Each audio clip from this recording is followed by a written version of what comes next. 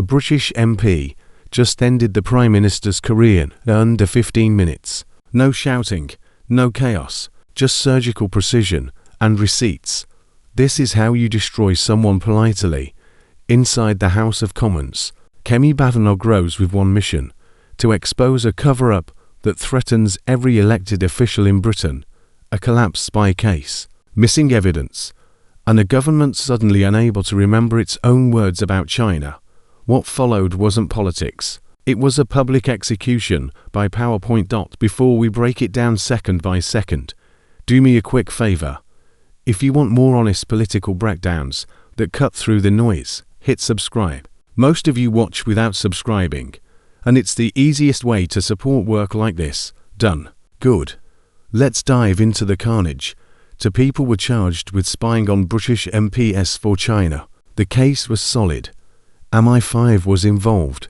Evidence stacked. Charges filed. Then, suddenly, everything collapsed. The government's explanation: vague, evasive, suspicious. But Badenoch came armed. She wasn't there to ask. She was there to prove. She had the timeline, the documents, the direct quotes, and she was about to make the Prime Minister regret every word he'd ever said about China. This is the session where someone's credibility died in real time. It begins respectfully. A moment of silence for Sir David Ames, the MP murdered in 2021. A reminder that parliamentary security is no joke. Then Badenoch strikes. Her question: why did this spy case collapse? How did the government fail to supply the evidence prosecutors needed? The Prime Minister shrugs, metaphorically. He says, the evidence was submitted under the previous government. Not our responsibility. Wrong answer. Because Badenoch came prepared. First, she cites the 2021 Integrated Review.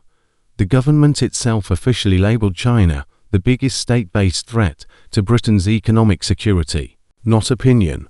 Policy. Next, she quotes MI5's Director General 2022, who declared on camera that China was a major threat. So if everyone knew it, if MI5 was sounding the alarm, and if the case was built on solid ground, why did the prosecution fall apart? The PM hesitates. He pivots. He says previous ministers avoided calling China an enemy, that doing so would be impractical and unwise. Badenoch doesn't blink. She fires back with a quote from the opposition leader: we should not describe China as a foe. Then she reminds everyone. The PM himself once said, I have shied away from calling China a threat. The room tightens. MPs lean forward. Because she's just revealed the truth. Both governments danced around China. And now, a spy case has collapsed because of it. The PM insists she took his quote out of context. He claims, if you read the full statement, I did describe China as a threat. Badenoch's reply is ice cold. You can read the start of any quote you want, but those spies were charged under Conservatives and freed under Labour. You've answered nothing. Silence. The kind that says everything. Then she drops the bombshell. The Sunday Times reported a secret meeting, led by Jonathan Powell, the National Security Advisor, to discuss the fallout from the spy trial. So she asks, did that meeting happen, or is the Sunday Times lying? The chamber freezes. After a long pause, the PM admits, yes, a meeting happened, but it didn't involve discussing the evidence. Badenoch presses harder. Who was there? What was discussed?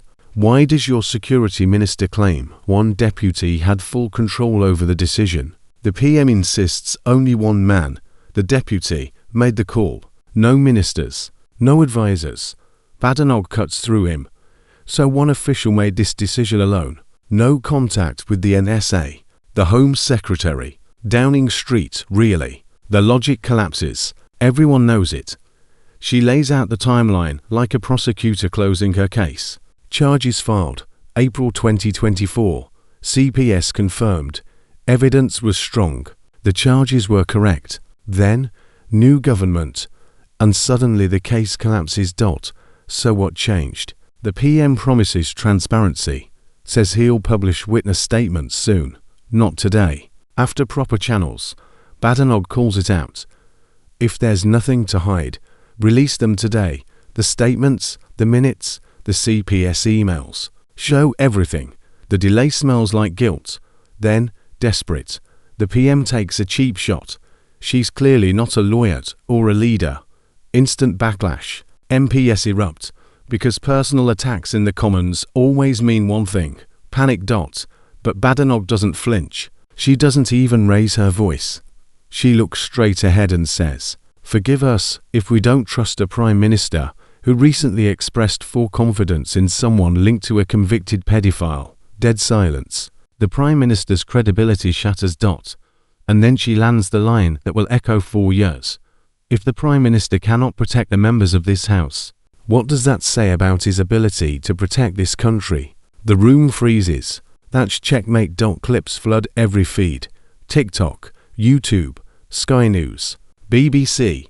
Headlines explode. Spy case collapses. PM on defensive.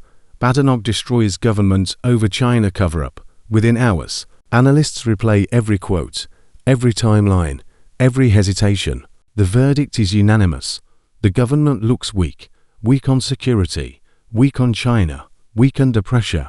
Inside Westminster, chaos brews. MPs whisper.